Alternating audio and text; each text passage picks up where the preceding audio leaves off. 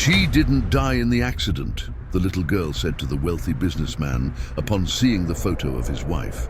Then she pointed to a hidden spot on a map, and when they arrived, they uncovered something shocking. Tell me in the comments what city you're watching from. I'd love to know where you are. And please subscribe to my channel to support my work. I'm counting on your help. The March morning in Aspen, Colorado brought that crisp mountain air, a familiar biting chill, but Arthur Sullivan barely felt the cold that drifted up the cobblestone streets.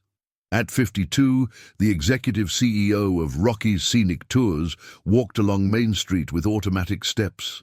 A routine he'd adopted since waking up had become a daily burden. 2 years had passed since the accident that took Nancy, his wife, and each day seemed an empty repetition of the last. His regional tourism company, once a source of immense pride, now ran almost by itself under the capable management of competent employees.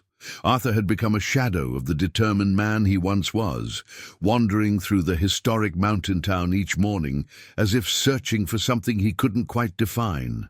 It was near the old stone church on Elm Street that he first saw her. A tiny girl, no older than 4, sat on the stone steps with a posture that belied her age. She wasn't crying, as might be expected of a child in her situation. Her large, piercing blue eyes observed passers-by with a disturbing maturity. Arthur walked past her without stopping, as he did with all the panhandlers in the area. But something made him turn back. Perhaps it was the way she clutched a crumpled piece of paper to her chest, or the way her disheveled hair framed a face that seemed to carry secrets too heavy for her years. "Sir," the girl's voice was clear, without the usual supplicating tone of street beggars. "Are you the man from the big house on Summit Drive?" Arthur stopped, surprised. His house really was on Summit Drive, one of Aspen's most opulent streets. How could this child know that? "I am," he replied, crouching to her level. "How do you know where I live?" The girl extended an old, faded photograph, yellowed at the edges. It was an image of Nancy, younger, smiling alongside other people he didn't recognize. In the background, part of a wooden structure was visible, something that wasn't in his memories. "The lady in this photo didn't die in the accident," the girl said, with a seriousness that sent a chill down Arthur's spine.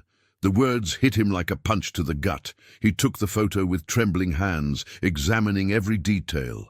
It was definitely Nancy, but she wore simple clothes he'd never seen her in, and her expression held a peacefulness he'd rarely witnessed in their later years of marriage. "What are you talking about? Who are you?" he asked, his voice choked with emotion. "My name is Violet," she replied, pulling a piece of wrapping paper from her pocket. It was scribbled with crayon, forming a crude but detailed map. Grandma Beatrice said if I found the man from the big house, I should show him this." The map showed winding trails through the Rocky Mountains, with markings that seemed to indicate a specific path. At the end of the route, there was a thick X, and beside it childish drawings that could represent a house or building. "There's something there you need to see," Violet continued, her blue eyes fixed on his. "Something about the lady in the photo." Arthur felt his world spin. Nancy had perished on a rainy night, driving alone after a heated argument about adoption. He had categorically refused to consider it, claiming they already had a complete life. She had left the house, visibly shaken, and 2 hours later, the police knocked on his door with the devastating news. "Where did you get this photo?" he insisted. "Grandma Beatrice kept it. She worked for your family before you married the lady in the photo." Beatrice. The name echoed in his memory. He vaguely remembered an elderly housekeeper who had worked for his family when he still lived with his parents. A discreet woman who knew every corner of the Sullivan family home. "Where is your grandma now?" "At home, resting. Her heart makes it hard to walk much anymore," Violet explained, carefully putting the map away. "But she said it's time to tell the truth." Arthur stood up, his mind buzzing with possibilities he dared not fully imagine. Nancy hiding something from him? Beatrice keeping secrets about his wife, and this child, apparently alone on the street, speaking of truths that needed to be revealed. "Can you take me to your grandma?" he asked. Violet nodded, rising with an agility that contrasted with her fragile appearance. "She's waiting. She said she knew you'd come one day." They walked in silence through Aspen's steep streets, Violet guiding him through alleys and shortcuts he hadn't known existed, despite living in the city for decades. With each step, Arthur felt further from the life he knew and closer to revelations that could change everything. Beatrice's house was a simple structure at the end of a narrow street, with peeling paint, but a well-tended garden. Violet knocked on the wooden door with a specific pattern, like a familiar code. "Grandma, I brought the man from the big house," she announced. The door slowly opened, revealing an elderly woman of approximately 78, her completely white hair tied in a bun and eyes that held the same penetrating intensity as Violet's. Beatrice observed Arthur for long seconds before speaking. "Arthur Sullivan," she said, her voice hoarse but firm. 43 years later, you finally came." 43 years, he repeated, confused. "Since I left your parents' home. Since I promised your mother I'd keep some secrets until it was necessary to reveal them." Beatrice gestured for them to enter. "Come in. We have much to discuss about Nancy, and about what she was really doing when you thought she was visiting her friends." The interior of the house was simple but clean, with antique furniture and photographs scattered on the walls.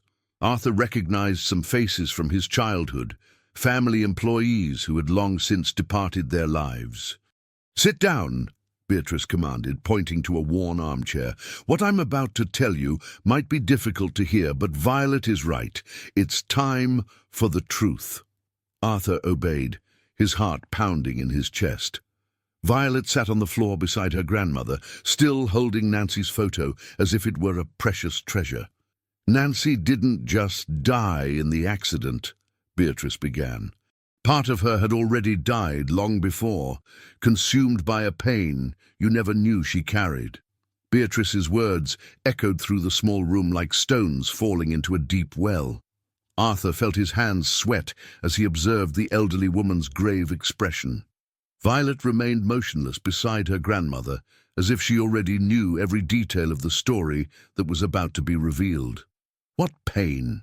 Arthur asked, his voice barely a whisper. "Nancy never told me she was suffering." Beatrice sighed deeply, her wrinkled hands intertwined in her lap. "That's exactly the problem, boy. You two lived separate lives within the same house. You immersed in business, she pretending everything was fine." The old woman slowly rose, heading to an antique dresser in the corner of the room. She pulled a time-yellowed envelope from a drawer, but hesitated before handing it over. "Before I show you this, you need to understand something. Nancy sought me out 3 years before the accident. She was desperate, lost. She said she felt as if she were living someone else's life." Arthur frowned. 3 years before the accident. He tried to remember what their marriage was like then. They worked a lot, went out little, talked even less, but he had assumed it was just a phase, the natural wear and tear of years of living together. "She came here on Tuesdays," Beatrice continued, finally handing him the envelope. "Always on Tuesdays, when you traveled to hotels in the region. She said I was the only person who truly listened to her." Inside the envelope were several photographs. Nancy appeared in all of them, but she wasn't the elegant, reserved woman he knew. In these images, she smiled genuinely, played with children, carried bags of groceries, painted walls of a simple wooden structure in the mountains. "What is this?" he murmured, examining each photo with growing confusion. "Her project. The place where she found purpose." Beatrice sat back down, her slow movement revealing her frailty. Nancy discovered there were children living in terrible conditions in the mountain communities. Families who lost everything in landslides, parents who left, leaving their children with sick grandparents she couldn't pretend she didn't see. Violet stirred restlessly, her big eyes fixed on Arthur's face. "The lady in the photo took care of my mum too," she said softly. Arthur's heart pounded. Your mother? Lily? Beatrice responded. My granddaughter. She was 17 when Violet was born. She was very, very sick. Nancy found her on one of her walks through the communities and fell in love with their story. Arthur felt as if he were discovering he had lived beside a stranger for 15 years. The woman in the photographs seemed more alive, happier than the Nancy who shared his bed every night. Why did she never tell me? He asked, his voice heavy with hurt. Because she tried, Beatrice said firmly. Remember that time she suggested visiting an orphanage, or when she mentioned the possibility of donating part of the company's income? You always said you were doing your part by paying your taxes. The memories flooded back like slaps to the face. Conversations he had quickly ended, changing the subject or claiming to be tired. Nancy trying to share dreams he considered naive or impractical. She wanted to adopt, the old woman continued. Not just one child, but several. She dreamed of transforming that abandoned property into a children's shelter. She spent entire days there, using her own money to buy building materials, food, medicine. What property? Arthur asked, remembering the map Violet had shown him. The place marked on the girl's drawing. A property Nancy bought in secret, using the inheritance she received from her mother. You never knew, because she asked me not to tell. Arthur stood abruptly, walking to the small window that overlooked the backyard. A sense of nausea churned in his stomach. 15 years of marriage, and he had lived only on the surface of his own wife's life. Why are you telling me this now? He asked without turning around. Because Violet needs help, Beatrice replied, her voice suddenly fragile. Lily passed 8 months ago. She was all that was left of my family, except for this little one. And I won't last much longer. The silence that followed was heavy. Arthur slowly turned, observing Beatrice, her yellowish skin, her slightly wheezing breath, her subtly trembling hands. The signs were all there. My heart, she confirmed, as if reading his thoughts. The doctor says it could be any moment now. Violet has no one left. No relatives. Nowhere to go. And what does that have to do with me? Arthur asked, though he already suspected the answer. Beatrice smiled sadly.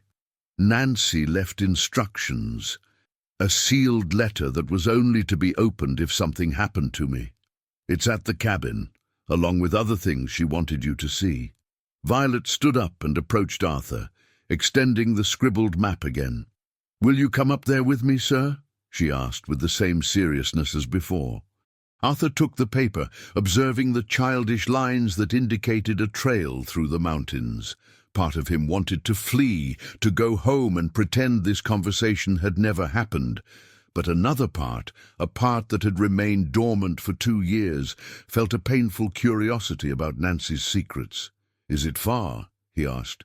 2 hours' walk, Beatrice replied. But Violet knows every rock on the path. Nancy took her there every week before Lily passed. Grandma can't go because of her heart, Violet explained. But I remember everything. The lady in the photo taught me. Arthur folded the map and put it in his pocket. A decision was forming in his mind, against all his cautious nature. When can we go? Tomorrow morning, Beatrice suggested, before the sun gets too hot. And Arthur, she paused, her eyes shining with contained tears. Bring water and food. Violet hasn't eaten properly in days. Our money ran out last week. The revelation hit Arthur like a physical blow. While he lived comfortably in his house on Summit Drive, a 4-year-old child was starving just a few miles away. A child his wife had loved and cared for in secret. Why didn't you come to me sooner? He asked, guilt beginning to gnaw at his chest. Pride, Beatrice admitted, and fear. Rich men like you generally don't care about folks like us. But Violet insisted. She said the lady in the photo appeared in her dream and told her to find the man from the big house. Violet nodded gravely. She said you were sad too, that you needed to find her secret place to stop hurting inside. The child's words resonated in Arthur's chest with disturbing precision. How could a 4-year-old girl understand his pain with such clarity? Then it settled. he said, surprising himself with his own determination. "Tomorrow at dawn, we'll go to the cabin." Beatrice closed her eyes for a moment, as if a huge weight had been lifted from her shoulders. "Nancy would be proud," she murmured. "She always said that deep down you had a good heart. You just needed someone to remind you." Arthur left, carrying more questions than answers. On the way back home, the photographs burned in his pocket like embers. With each step, the image of Nancy smiling genuinely as she cared for unknown children contrasted with his memories of a distant, melancholic wife. Arriving home, he went to the room they had shared, and that he now kept untouched, like an altar to his guilt. He sat on the bed and spread the photographs over the comforter, studying every detail like a detective looking for clues. In one of the images, Nancy held a baby in her arms, while other children played around. Her face radiated a happiness he had rarely witnessed at home. In the last photo, she was next to a young woman who must have been Lily, Violet's mother. Both smiled at the camera, and in the background, the wooden structure appeared almost complete. Arthur fell asleep surrounded by the photographs, dreaming of a woman he thought he knew, but who he now realized had been only a shadow of the person Nancy truly was. The alarm clock rang at 5 in the morning, but Arthur had already been awake for an hour, staring at the bedroom ceiling, while Nancy's photographs remained scattered beside him. He had slept little and poorly, tormented by dreams where his wife walked unknown trails, always a few steps ahead of him, always out of reach. He got up carefully so as not to crease the images and headed to the kitchen. He packed a backpack with water, sandwiches, fruit, and some cookies he found in the pantry. As he organized the provisions, he couldn't stop thinking about Beatrice's words. "Violet hasn't eaten properly in days." How could he have been so blind to so much suffering happening so close to him? The sun had not yet risen when he arrived at Beatrice's house. Violet was sitting on the front steps, wearing the same clothes as the day before, but with a woolen coat that looked like it had seen better days. Her hair was carefully combed, held with a colorful elastic band that contrasted with the simplicity of her clothes. "Good morning, Mr. Sullivan," she greeted him, standing up with surprising vivacity for someone who had gone hungry. "Good morning, Violet. Is your grandma awake?" "She is, but she's not feeling well today. Her heart is racing." The girl spoke with disturbing naturalness, as if caring for a sick grandmother was normal responsibility for a 4-year-old. Beatrice appeared at the door, leaning on the frame. Her face was paler than the day before, and Arthur noticed she was breathing with difficulty. "You shouldn't have gotten up," he said, approaching. "I needed to say goodbye to you both," she replied with a weak smile. "And give this to Violet." She extended a small golden antique and ornate key. "It's for the box at the cabin. Nancy said that when the time came, you'd know what to do with what's inside." Violet took the key and put it in her coat pocket with the same care she would a treasure. "Grandma, I'll be back before dark," she promised, kissing the elderly woman's wrinkled face. "I know, my flower. Take good care of Mr. Sullivan on the way."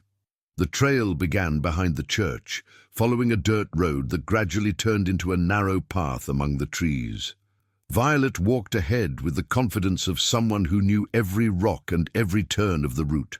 Arthur, despite considering himself in good physical shape, soon realized the ascent was steeper than he had imagined. The lady in the photo liked to walk slowly, Violet commented, when she noticed Arthur frequently stopping to catch his breath. "She said that way you had time to talk to the trees." "Talk to the trees?" he asked, intrigued. "Yes, she would tell them stories about the children she helped. She said the trees guarded the secrets of everyone who passed through here." As they climbed, Arthur began to understand why Nancy had chosen that place. The trail offered breathtaking views of aspen spread out below, and the crisp mountain air contrasted dramatically with the heavy atmosphere he had breathed for the past 2 years. After an hour and a half of walking, Violet stopped in front of a wooden gate, half hidden by vegetation. "We're here," she announced, producing a second key from her pocket. The mountain retreat that revealed itself beyond the gate was more impressive than Arthur had imagined. A two-story wooden structure, simple but well-built, surrounded by a garden where wildflowers grew among scattered toys and small tables and chairs sized for children. "Nancy built all this?" he asked, marveling. "She and Mr. Charles, the town carpenter, but she designed every part." Violet ran toward the house, clearly at home in that environment. "Come, I need to show you something before opening the box." The interior of the house was even more surprising. The main room was filled with children's books, educational games, and drawings taped to the walls. There was a small library with low shelves, a large table surrounded by colorful child-sized chairs, and a cozy corner with cushions where children could sit to listen to stories. "How many children came here?" Arthur asked, carefully touching one of the small chairs. "Sometimes 15, sometimes 20. It depended on who needed it." Violet went to a specific wall where there was a framed photo. "This is my mom with the lady in the photo." The image showed Lily, a young woman with delicate features who resembled Violet, alongside Nancy. Both held paintbrushes and had paint splatters on their clothes, clearly involved in decorating the place. "My mom helped paint the walls," Violet explained proudly. The lady in the photo said whoever helped build would always own a little piece of the place. Arthur felt a lump in his throat. Nancy had built a family here, a community of people who needed each other. Meanwhile, he had lived isolated in his comfortable home, immersed only in spreadsheets and financial reports. "Where's the box?" he asked, trying to focus on the mission that had brought them there. Violet led him to a small office at the back of the house. There, on a simple wooden table, was a metal box decorated with floral paintings. It was old, but well preserved, and the golden lock gleamed as if it had been recently polished. "The lady in the photo said inside were important things about the future," Violet said, handing the key to Arthur. "She said that when the man from the big house came here, he would understand what to do." Arthur's hands trembled slightly as he inserted the key into the lock. The mechanism turned with a soft click, and the lid opened, revealing the carefully organized contents. On top was a letter with his name written in Nancy's familiar handwriting. Beneath it, legal documents, additional photographs, and a blue-covered notebook that appeared to be a journal. At the bottom of the box, a thick envelope that obviously contained money. Arthur took the letter with trembling hands and slowly opened it. The date was 3 weeks before the accident. "My dearest Arthur," the letter began, "if you are reading this, it means the time has come for you to know the woman you truly married. I know I was a coward for not sharing this world with you while I was alive, but I was afraid you wouldn't understand. I was afraid you'd think my dreams too small or too grand." Arthur paused, his vision blurred by the tears that began to form. Violet watched silently, sitting on a small chair beside him. The letter continued. "This place represents everything I ever wanted our life to be, a space where we could make a real difference in the lives of people who need it. I spent my mother's inheritance buying this land and building this house, because I knew that somehow it would be important for our future." The following words made Arthur's heart stop. "I know you didn't want adopted children, but I hope that, after meeting the children who frequent this place, you will understand that family isn't just blood. It's who we choose to love and protect." Arthur looked at Violet, who was distractedly playing with a small wooden doll she had picked up from the table. The child had lost her mother, lived with a sick grandmother about to pass, and yet maintained a serenity he admired. "There's one specific thing I need to ask," the letter continued. "If anything happens to me, please take care of Lily and her daughter Violet. They became special to me in a way I cannot explain. Violet is an extraordinary child, intelligent and courageous, but she will need someone to love and protect her when Beatrice can no longer do so." The revelation hit Arthur like an avalanche. Nancy not only knew Violet, but had foreseen exactly the situation they were in now. She had planned for him to become responsible for the girl. "Keep reading," Violet said softly, as if she knew the content of the letter. "The money in this box should be used to keep this place running and to care for the children who need it. There are also the necessary legal documents to transfer ownership of the property to your name. But my greatest wish is that you not only maintain this work, but transform it into something even greater." Arthur picked up the envelope with money and was shocked by the amount. There was over $100,000, carefully saved and counted.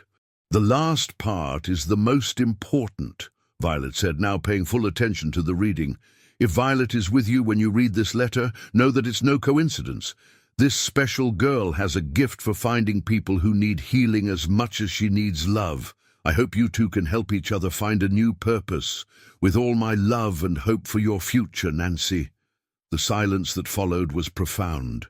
Arthur carefully folded the letter, the weight of the responsibility Nancy had placed on his shoulders slowly being absorbed. "Did you know what was written?" he asked Violet. "I can't read yet," she replied. "But the lady in the photo told me that one day a sad man would come here and find out how to stop being sad by taking care of me." The simplicity of Violet's answer contrasted with the emotional complexity Arthur felt. Nancy had orchestrated everything, foreseeing that he would need a greater purpose to overcome his grief, and that Violet would need protection when she became an orphan. At that moment, the sound of hurried footsteps echoed from outside the house. Arthur and Violet went to the window and saw a man climbing the trail towards the cabin, clearly agitated and out of breath from running. "It's Mr. John, Grandma's neighbor," Violet identified, her face suddenly pale with worry. John reached the gate shouting Violet's name, and when he saw her at the window, he waved desperately. "Violet, you need to come back now. Your grandma, she collapsed and won't wake up." The descent from the mountain was a blur of anxiety and haste. Arthur carried Violet on his back for most of the way, the girl clinging to his neck while whispering prayers Beatrice had taught her. The fear in the child's eyes was heartbreaking, and Arthur felt his own heart pounding not only from the physical exertion, but also from the urgency of the situation. When they reached Beatrice's house, a small crowd of neighbors was already in the yard. Ms. Miller, the next-door neighbor, ran out when she saw them arrive. "Arthur, so glad you're back. I called the ambulance, but it's taking forever." Inside the house, Beatrice lay on the sofa, pale as wax, breathing with difficulty. Her eyes were closed, but she was still conscious. Violet ran to her grandmother's side and held her hand. "Grandma, I'm back. Mr. Sullivan saw everything at the cabin," she said, her voice choked with emotion.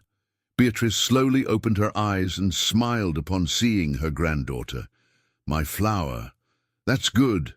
Her voice was a faint whisper. "And you, Arthur? Did you read her letter?" "I did," he replied, kneeling beside the sofa. "Beatrice, we're taking you to the hospital. Everything will be fine." The elderly woman slowly shook her head. "No, boy, it's my time. I feel it right here," she said, touching her chest. "I just need to know if you'll take care of Violet." The silence that followed was charged with an almost unbearable emotional tension. Arthur looked at Violet, who observed her grandmother with impressive courage for a 4-year-old. Then he looked at Beatrice, whose eyes pleaded for an answer that would change all their lives. "I will take care of her," Arthur said, surprised by the firmness of his own voice. "I promise I will care for her as if she were my own daughter." Beatrice closed her eyes, a smile of relief illuminating her tired face. "Nancy was right about you. She knew that at the right time you would do the right thing. The ambulance arrived 20 minutes later, but the paramedics only confirmed what everyone already knew. Beatrice had passed away peacefully, holding Violet's hand and knowing that her granddaughter would be protected. The days that followed were a whirlwind of legal arrangements, bureaucracy, and emotional adjustments. Arthur discovered that taking responsibility for a child was far more complex than he had imagined. Violet, despite her surprising maturity, was still a 4-year-old girl who woke up crying in the middle of the night, calling for her mother and grandmother. The first week was especially difficult. Violet refused to eat, spent hours sitting in Beatrice's backyard talking to the flowers, and asked questions about when she could visit her grandmother in the place where people rest forever. Her childish way of understanding death. It was during one of those difficult nights that Arthur made a decision that would change everything. Violet had woken up crying again, and when he went to comfort her, she asked to go back to Nancy's mountain retreat. "Why do you want to go there?" he asked, sitting on the edge of the bed. "Because there I don't feel so alone. The trees remember Grandma and my mom, and the lady in the photo too." The next morning, Arthur did something he hadn't done in years. He cancelled all work appointments and took Violet back to the mountains. This time, however, he also brought cleaning supplies, provisions, and the determination to transform that place into what Nancy had dreamed it would be. As they cleaned the house together, Violet told stories about every corner of the mountain retreat. She showed Arthur where her mother had planted sunflowers, the spot where Nancy used to sit to read stories, and the small garden they had begun to cultivate. "The lady in the photo used to say that when people we love leave, they leave little pieces of love scattered in the places they liked," Violet said, watering the plants carefully. "There's a lot of love scattered here." It was at that moment that Arthur fully understood what Nancy had tried to teach him. Love was not just a feeling to be kept in one's heart, but an action that spread through the world by caring for others. In the following weeks, Arthur began to implement the plan that had formed in his mind. Using the money Nancy had left as a foundation, he restructured his tourism company to include a social program. Tours of the region now included visits to the mountain retreat, where tourists could learn about the work being done with underprivileged children and contribute directly to the project. The transformation was not easy. Arthur had to learn to balance the needs of the company with the demands of social work. Even more difficult was learning to be a father to a girl who had suffered losses he could barely comprehend. Violet, in turn, showed an adaptability that impressed him daily. She helped organize activities for the other children who visited the mountain retreat, always with the peculiar wisdom of someone who had learned early about loss and overcoming adversity.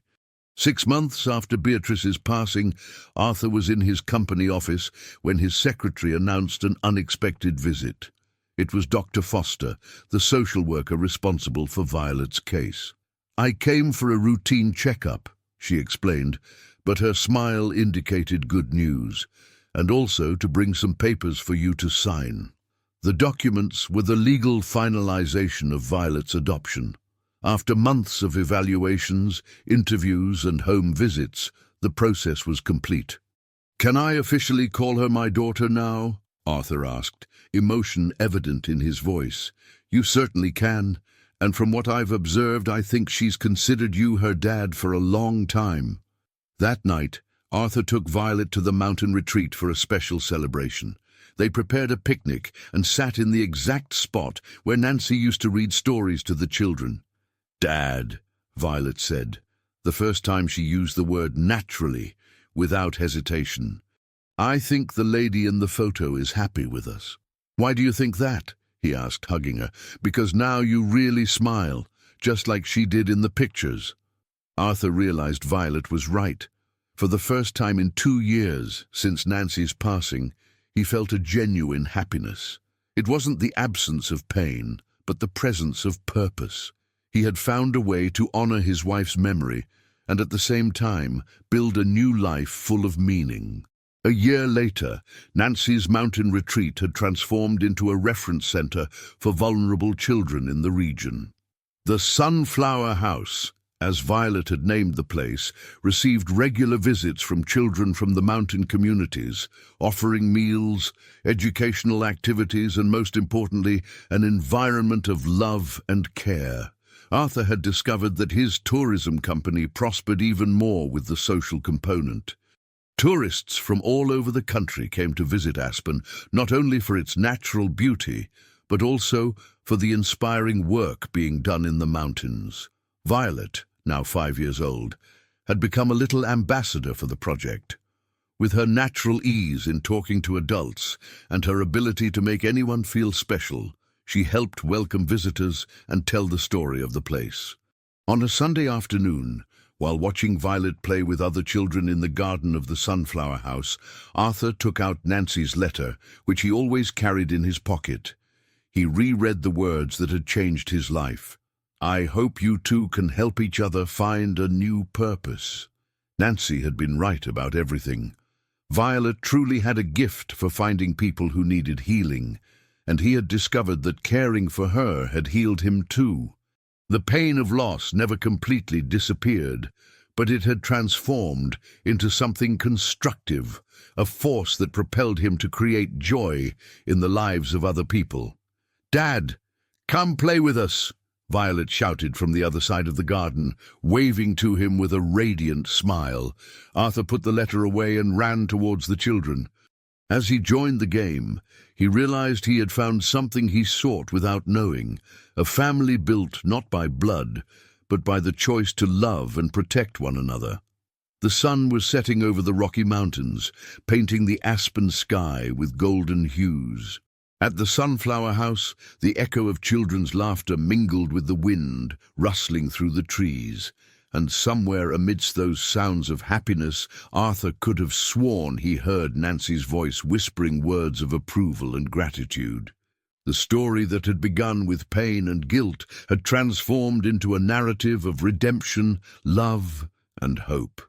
And at the center of it all was a blue-eyed girl who had taught a lost man that sometimes you have to lose everything to find what truly matters. If you liked this video, please subscribe to my channel. I promise to bring you daily videos that will make your life happier. Comment what you thought of my story by giving it a rating from 0 to 10, and thank you very much.